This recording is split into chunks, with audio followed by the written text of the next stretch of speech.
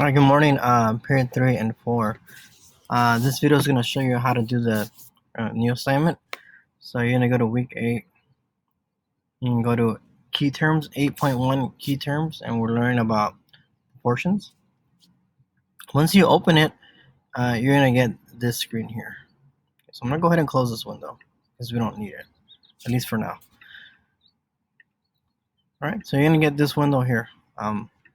Step 1 says to use this dictionary to look up the words. This is your online dictionary, so you want to open it up. One thing that I want to teach you today is also how to do a split two screens. So one thing that I like to do is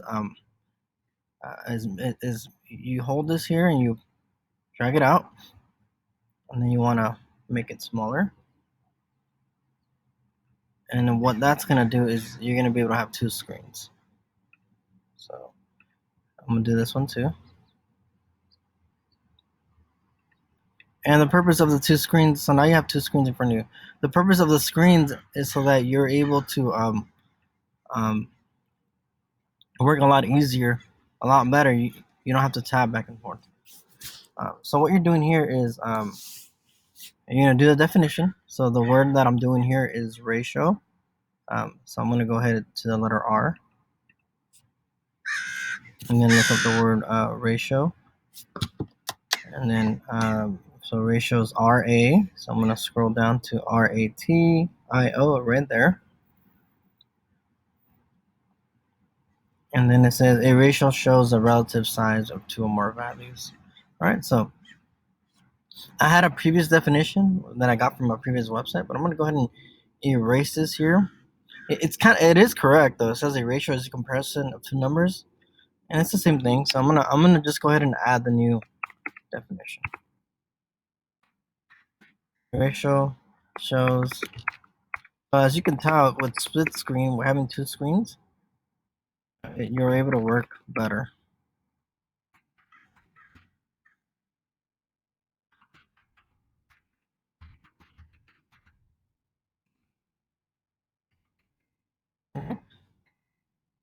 I'm gonna go ahead and expand this a little bit more so you guys can see more. Okay. So next, so I got my definition. Next thing is insert image. I put a link here for all your images. So all you gotta do is hover over and then open it, and then get a picture of a ratio. So I know that a ratio is a relative. It's comparing values, right? So right here I have this picture here, but I'm gonna show you how to get a new picture. So let's say I want a new picture, comparing values.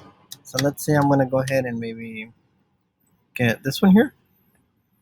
Let's say I want to use that picture. So what I'm gonna do is I'm gonna bring this up, go to the left, and you should see a little white arrow at the top.